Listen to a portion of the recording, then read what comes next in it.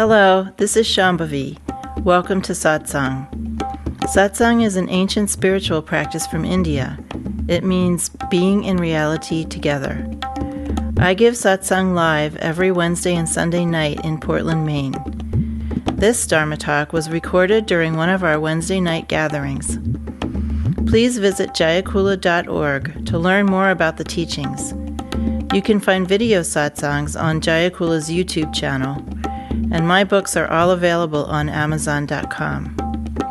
Much love to you, wherever and however you are.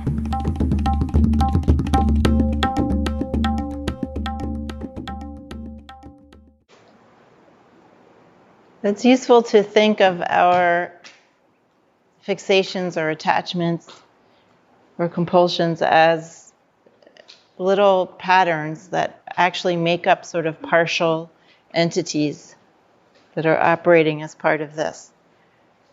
And we know that now that when we get some sort of bacterial infection, like candida or something like that, we know that bacteria in our gut can cause us to want to eat sweets. And when that happens, we think, oh, I am having sugar cravings.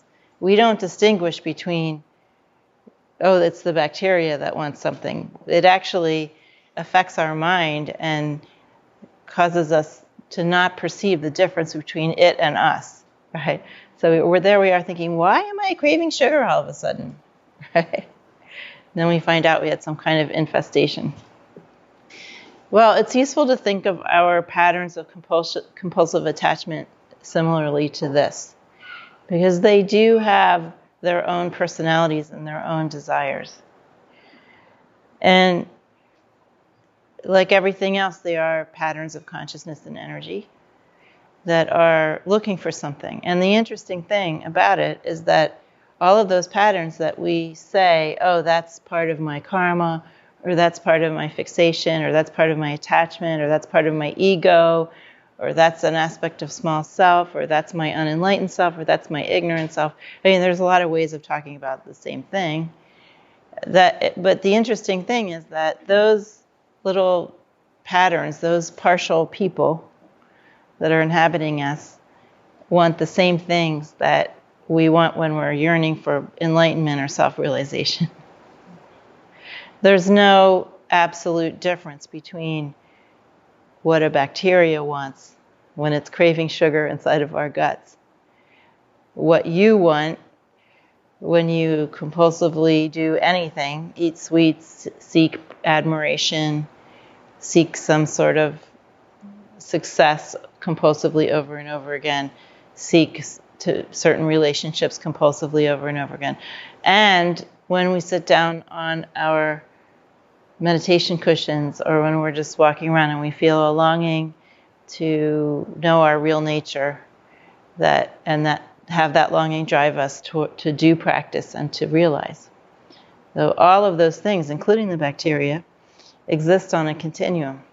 The big difference is that those limited patterns, seeking their limited objectives, are mistaking the object of longing. And ultimately, those repetitive patterns become boring. Boring. Yeah. Ultimately, what happens with every single one of those patterns where we are seeking something less than waking up and discovering our real nature, whatever it is. And I don't mean just, I would like to have a roof over my head. I'm not talking about that. We all have to create a life. I'm talking about those compulsions that drive us, the things that we have anxiety about, the things that we keep repeating over and over and over again. The Facebook-like scenario, where it's not enough to have one Facebook-like, or even 2 or 3 or 4 or 5, or, it's infinite. These kinds of patterns, the minute they're satisfied, they're unsatisfied. The feeling of satisfaction is as limited as the goal. So you're just constantly chasing after the same satisfaction over and over and over again. And eventually, this is what we call detachment. Those satisfactions begin to be less interesting. As we do practice day by day and we start to have more of a taste of our own real nature, of what is eternal and has real intelligence and awakeness, real creativity, which is fullness itself, when we start to get a taste of that, even small tastes, that taste starts to undermine the momentum of those partial, limited patterns that are compulsive and repeating. And how we experience that undermining quality from our perspective is that we're suddenly, or slowly, too bad it's not suddenly, slowly not interested, or less interested, or less pizzazzed, or less enthusiastic, or we get less of a charge or less satisfaction from the things that we used to be very, very engaged in, and in fact relentlessly chasing. So you'll often hear people at different stages of their practice, of their lives as practitioners, saying, things seem dull, or I'm not as interested in things as I used to be, or everything feels flat. Because one of the natural laws of this natural process of waking up is that things go away before the new things come to take their place. The image is of an empty vase. Right? You have to become like an empty vase so that something new can be poured into you. So there's often these periods when we've lost interest in the things that interested us so much before. So it's very important to go through this period of feeling disinterested or less interested or even bored or disenchanted or blah or meh about the things that we were most interested in. Sometimes people think there's something wrong with me, that this is happening. Actually, it's a very, very good sign. So, in fact, boredom is an important part of spiritual practice. It's part of the grace of the whole process, that slowly we become disenchanted with what we were so obsessed with. Sometimes reality arranges for us to be forcibly disenchanted from something, and we call this failure.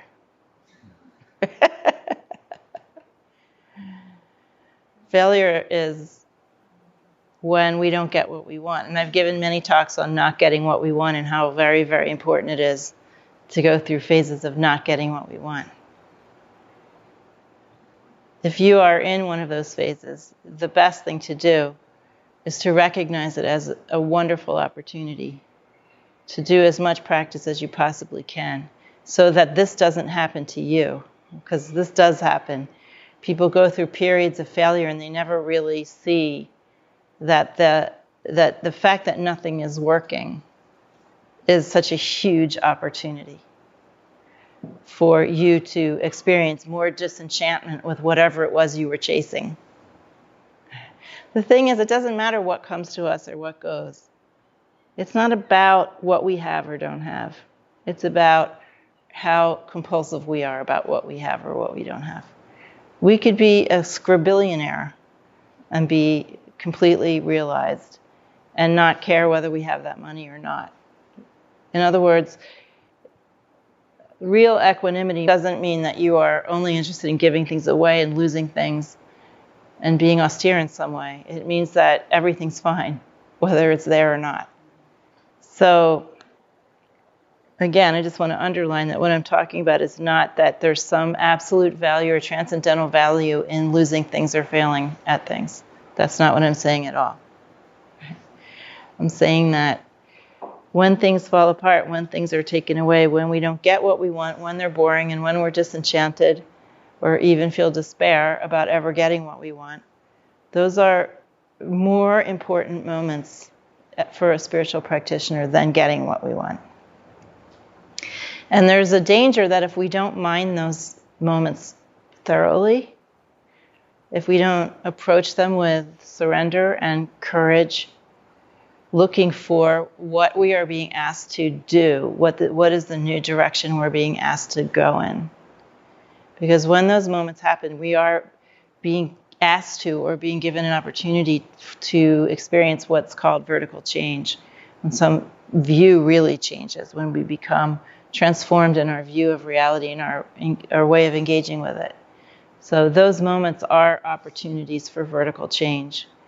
And if we don't thoroughly recognize that, if we keep trying to fight against some sense of shame or discouragement or humiliation or disappointment, if we keep trying to fight against those things, then what will happen is we will get another opportunity to reinstate that fixation, and we will go off chasing it again until it falls apart again.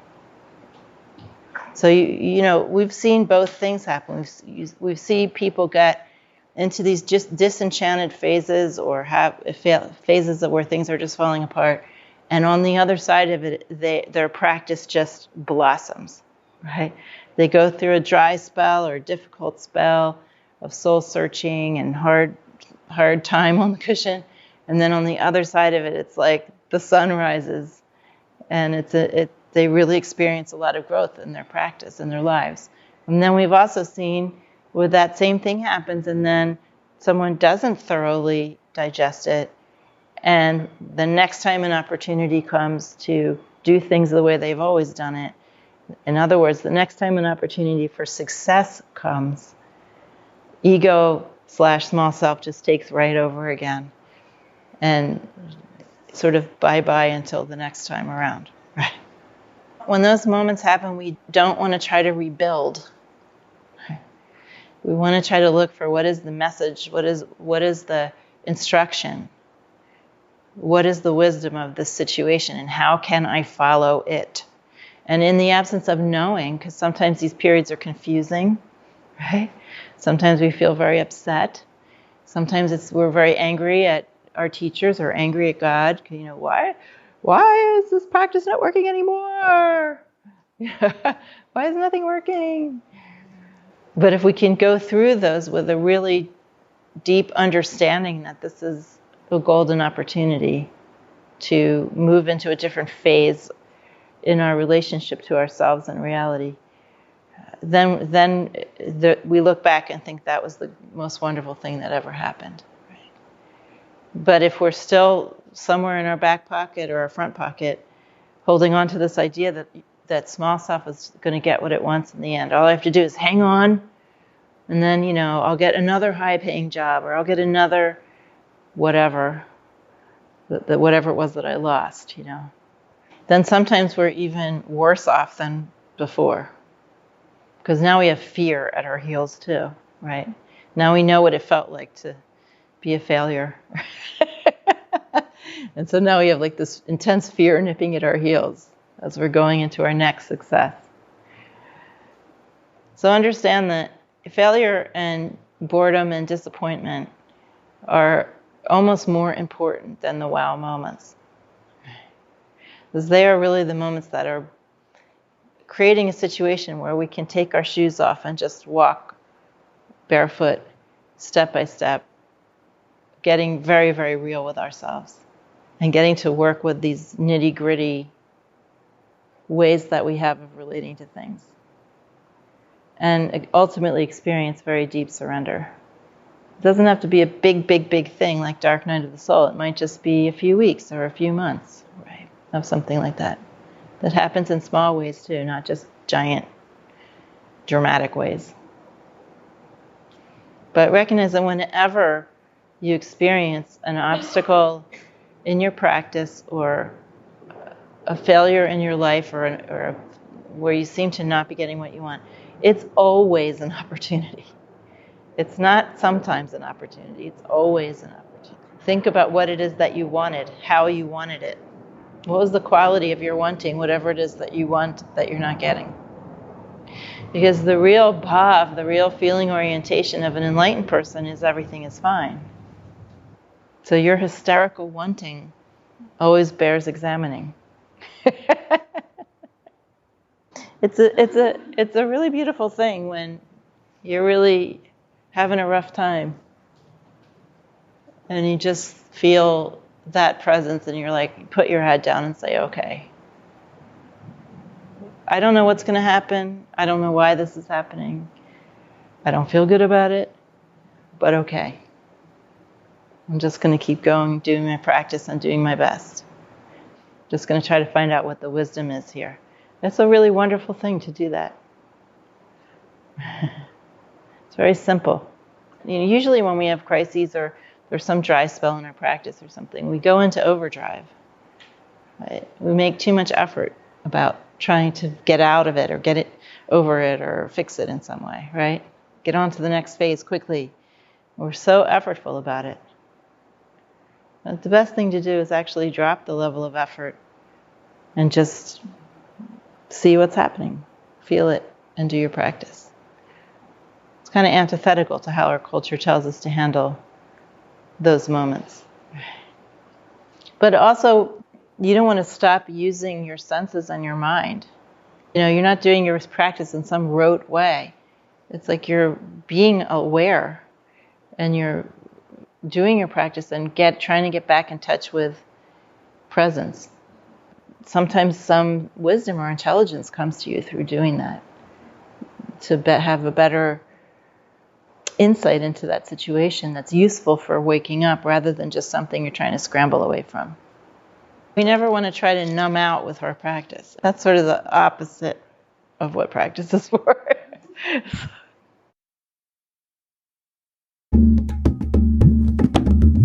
Jayakula is a nonprofit community offering opportunities to learn and practice in the direct realization traditions of Trika Shaivism and Dzogchen. We are based in Portland, Maine and Portland, Oregon.